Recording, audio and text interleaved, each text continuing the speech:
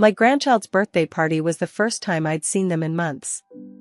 My daughter-in-law pulled me aside and whispered, "Don't speak to my parents. You're nothing here." My son looked at me, then turned away as she laughed in my ear. "My name's Joanne. I'm 64 years old.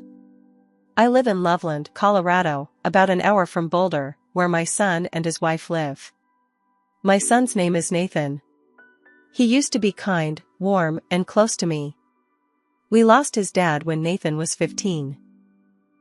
After that, it was just us. We leaned on each other. I worked 2 jobs, skipped meals, and made sacrifices so he could go to college. I never once asked for anything back. I was just proud of him. When he met Rachel, I was hopeful. She was polite at first. Said all the right things. I saw them laugh together and thought she was good for him. But after they got married, things shifted. Slowly, at first. It started with fewer calls. Then skipped visits. Then the excuses came. "We're busy," or "next time, Ma." Then Liam was born. I thought things would change once I became a grandma. I imagined holding him, spoiling him, maybe watching him once a week. I wanted to be a part of his life. But Rachel didn't want that. I found out real quick that she wanted her parents, only her parents, front and center. They were given keys to the house. They got to babysit. They were there for birthdays, holidays, and dinners. Me? I got a few pictures by text. Sometimes. I didn't want to rock the boat. I kept telling myself it would get better. I made an effort. I sent gifts, cards, voicemails. I even apologized once, though I don't even know what for, just so things would smooth out. Then one day, I get a text from Nathan, "Liam's 5th birthday is this Saturday. Come if you want. Come if you want. No time, no we'd love to see you. No details. Just that." But of course I went. I hadn't seen Liam in almost 8 months. The last time was a rushed brunch at a cafe, where Rachel stared at her phone the whole time and Liam barely spoke. Nathan sat across from me like a stranger. Still, I wrapped a big dinosaur playset. Liam had once told me, back when we used to FaceTime, that he loved T-Rexes. I also baked 2 dozen chocolate chip cookies from scratch, the way Nathan liked them as a boy. I drove to Boulder that morning and sat in the car outside their house for 10 minutes. My stomach felt sick. But I kept telling myself, this is for Liam. I walked up with the cookies in one hand and the wrapped gift in the other.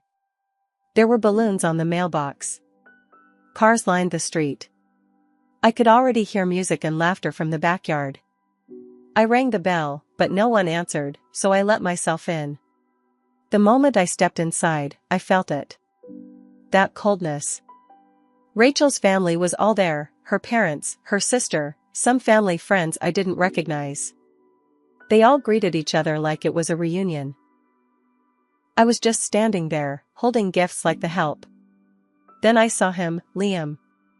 He was running around in the backyard, wearing a dinosaur birthday crown. I smiled and called out, "Liam."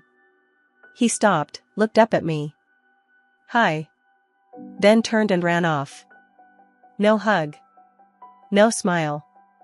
No grandma. I tried not to show it, but it stung. I walked to the gift table and set mine down. I placed the cookies on the kitchen counter, next to a tiered display of cupcakes with glittery wrappers and little toothpick flags. Her mother glanced at me and turned away without saying a word. I stood there for a second, unsure what to do. Then Rachel appeared out of nowhere.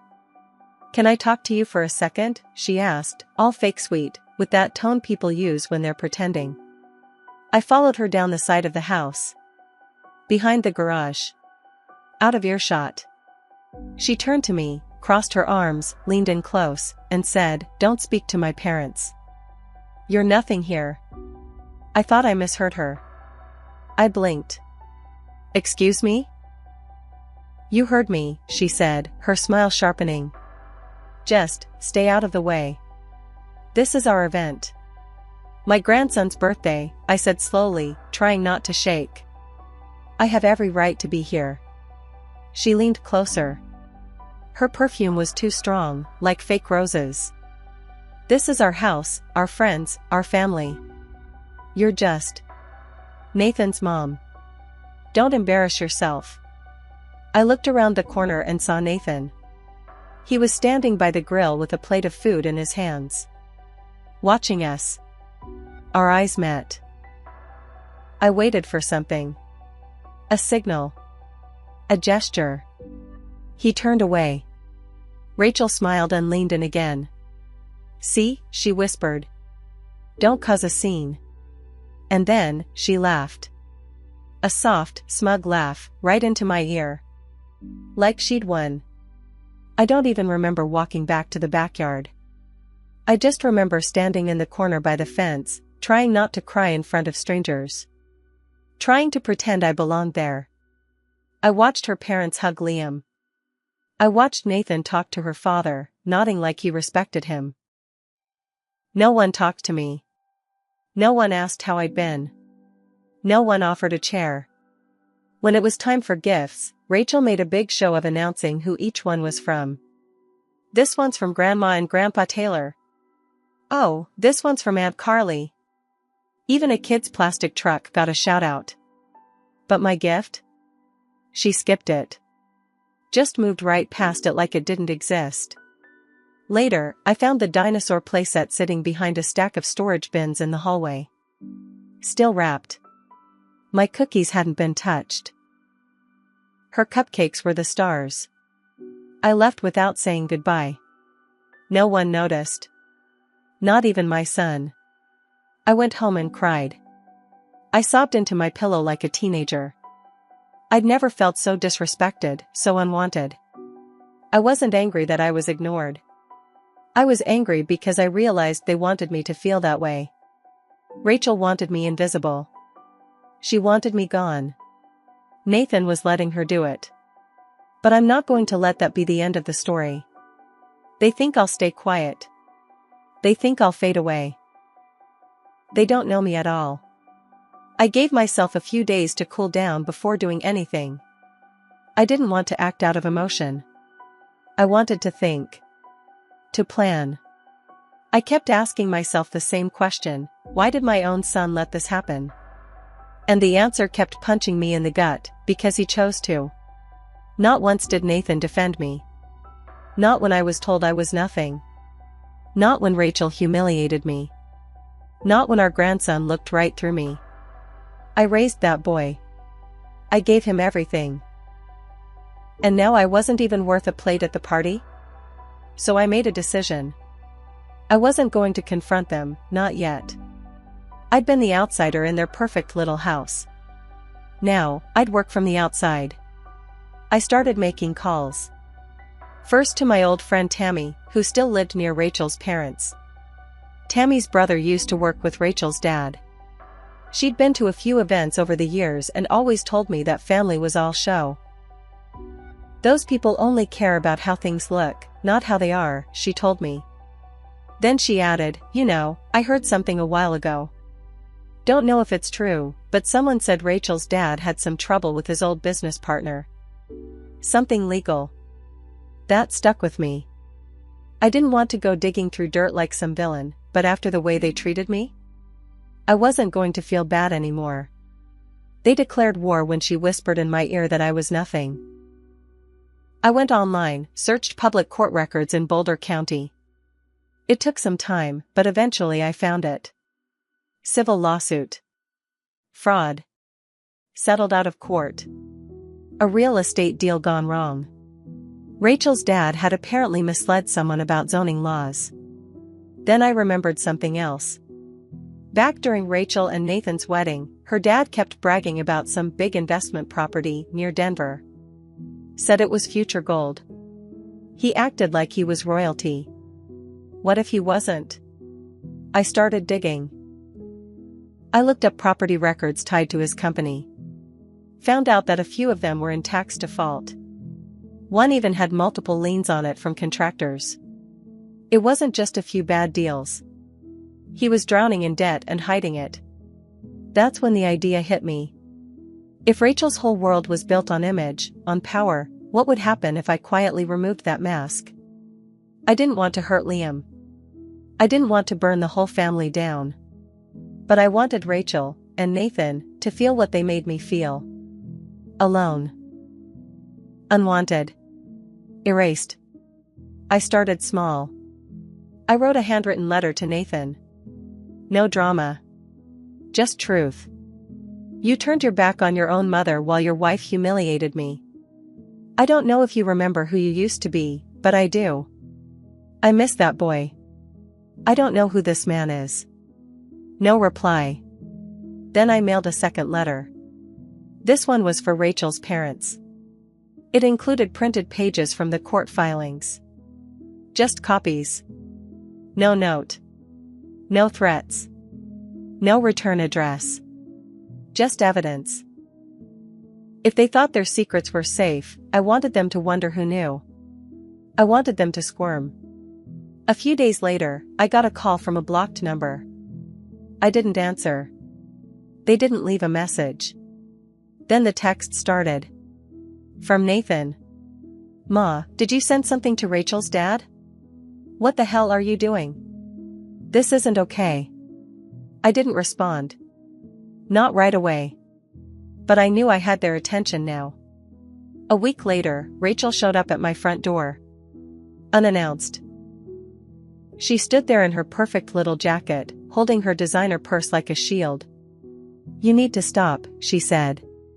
I didn't invite her in. I stood in the doorway, calm. Stop what? I asked. You know what? Don't play games. You're trying to mess with my family. I looked her straight in the eye and said, you whispered in my ear that I was nothing. You told me not to speak to people. You humiliated me at my grandson's birthday. I raised my hand. Let me finish. She froze. I let a lot of things slide for the sake of my son. For my grandson. I stayed quiet while you erased me from his life. But I'm not going to let you spit on me and expect me to thank you for it. She rolled her eyes. You're acting like a child. I smiled, but it wasn't friendly. You're scared. That's why you're here. Her face turned red. She started to say something, but then she caught herself. You're not going to win, she said through clenched teeth. I looked at her and said, very quietly, I don't need to win. I just want the truth to show. Then I closed the door. That night, I got a message from Nathan. We need to talk. Please. I stared at that text for a long time. Because for once, he was the one asking. I didn't answer Nathan's message right away. He'd made it clear whose side he was on. I wasn't going to jump just because he finally realized something was off. I needed to know why he wanted to talk. Not just assume he suddenly cared. The next day, I got a call. From Liam's preschool. Hi, Ms. Redmond, I hope you're doing okay. We're just confirming that Liam will still be attending the fall family picnic with you next Friday. You're still down as one of his emergency contacts. My heart stopped. I hadn't heard from anyone about this. Why would they list me? Unless Rachel didn't know. I played it cool. Yes, I'll be there. After we hung up, I sat there at the kitchen table, staring at nothing. They had listed me. That meant at some point, Nathan had made that choice. Or forgot to undo it. Either way, it was a crack in the wall. That Friday, I drove to the preschool. I got there early, parked in the far lot, and waited. I watched parents stream in with their kids. Balloons, folding chairs, crock pots, everyone was excited. Then I saw Liam. He was holding Nathan's hand, bouncing up and down. I couldn't help it. I smiled. Then Rachel showed up behind them. She looked over the crowd, squinting. Then her eyes landed on me. Her smile dropped. She said something to Nathan. He didn't look at her. He was watching me. They walked over. Rachel stopped short, arms crossed. Nathan stepped forward with Liam. "Ma," he said, "can we talk?" I looked at Liam first. He looked up at me, curious. "Grandma?" That alone nearly broke me. "I brought you something," I said, pulling a small T-Rex keychain from my bag. "For your backpack." His face lit up. Rachel hissed, "We're not doing this here." But Nathan held up a hand. He knelt next to Liam. "Go sit with your class for a second, buddy." Liam ran off. I watched him disappear into the crowd. Then Nathan looked at me, face tired. "I'm sorry," he said. Rachel spun toward him. "Nathan." He ignored her. I should have said something at the party. I knew she was out of line. I froze. I said nothing. I wanted to hear it all. "She's been controlling." "For a while now," he said. "It started small. She'd talk over you, then leave you out of things. I didn't notice it right away.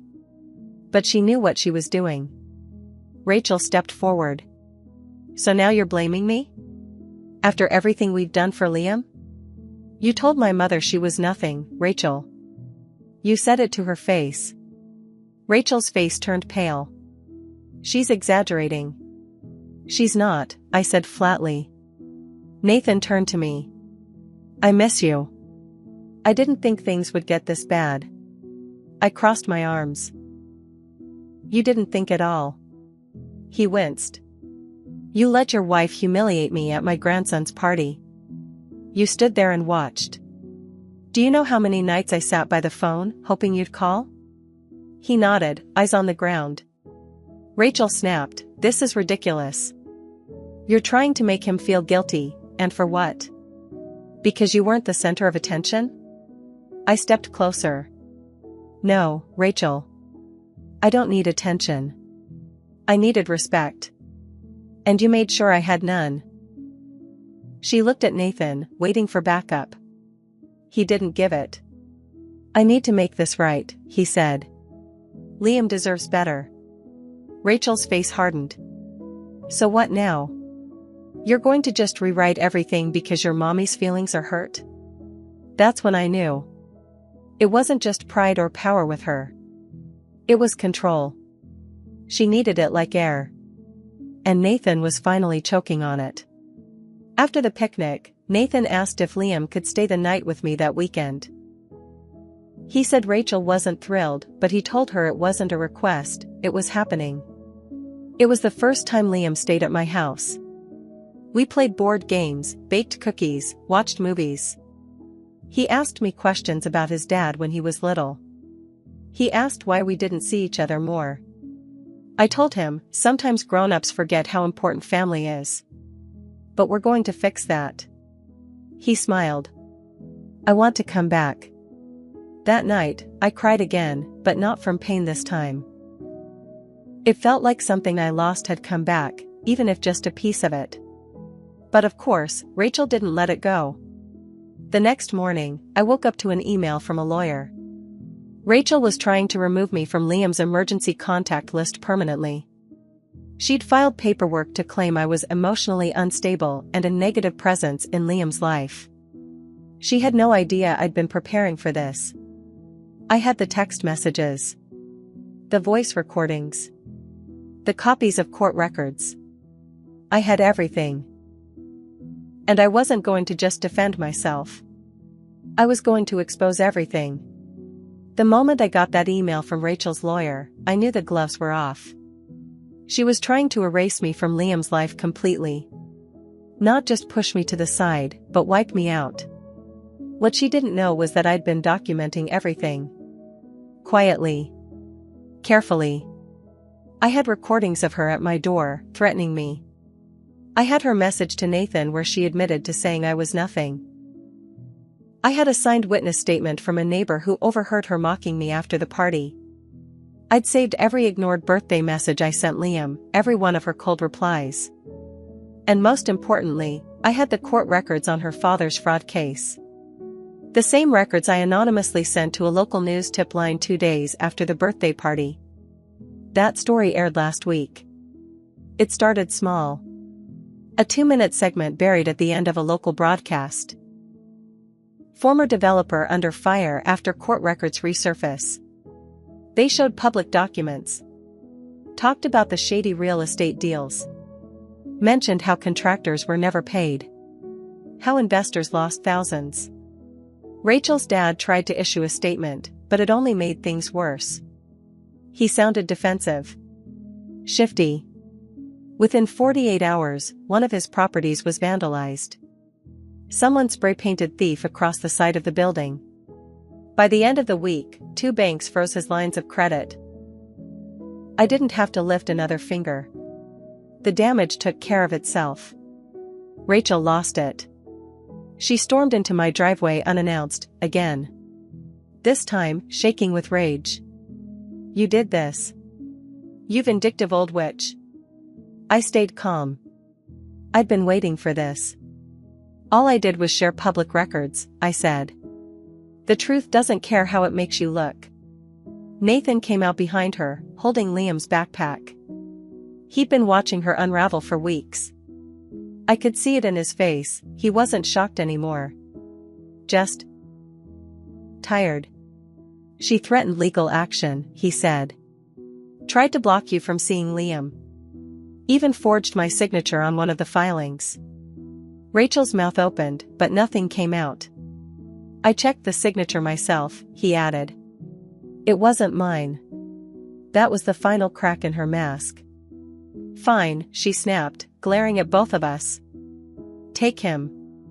Enjoy your pathetic little family reunion. She got in her car and sped off. That was the last time I saw her in person. Nathan filed for separation a week later. He found out she'd drained $40,000 from their joint savings and funneled it into one of her father's failed properties without telling him. She tried to cover it by blaming bookkeeping errors. Then he found the emails. She'd been feeding lies to Liam's teachers about me. Claimed I was inappropriate, unstable, even tried to say I had a drinking problem. All of it fake. He brought the emails to his lawyer. The judge didn't take kindly to a parent trying to sever a grandparent bond out of spite, especially with no proof. Rachel lost joint custody. Liam now lives with Nathan. I see him every weekend. I pick him up from school on Wednesdays. She sees him twice a month. Supervised. It didn't end there. Remember those liens on Rachel's father's properties? Turns out one of the unpaid contractors had a lawyer with a bone to pick. After the news story aired, 3 more lawsuits were filed against him. Last I heard, they seized 2 of his commercial buildings. Rachel moved in with her sister in Fort Collins. She tried to scrub her social media. She blocked me, Nathan, even Liam's preschool. But she couldn't block the fallout. She lost everything she used to look down at me from. As for me? I won't pretend I came out of this without scars. The betrayal still stings. Knowing my own son looked the other way for so long? That'll never fully go away. But he's trying. Nathan is rebuilding, brick by brick. He started therapy. He apologized again, not with words, but with actions. With showing up. With letting me be a real part of Liam's life. And Liam? He knows who I am now. He runs into my arms when he sees me. He asks for my cookies. He tells his friends I'm the cool grandma who knows dinosaur names. And when he turned 6 last month, he wanted his party at my house. Just me, Nathan, a few of his school friends, and balloons everywhere. We sat on the porch afterward, just me and my grandson, watching the sunset. Grandma, he said, you're always gonna be here, right? I hugged him tight. Always, baby. Always. So no, I'm not nothing. I never was. They just didn't see it. Now they do.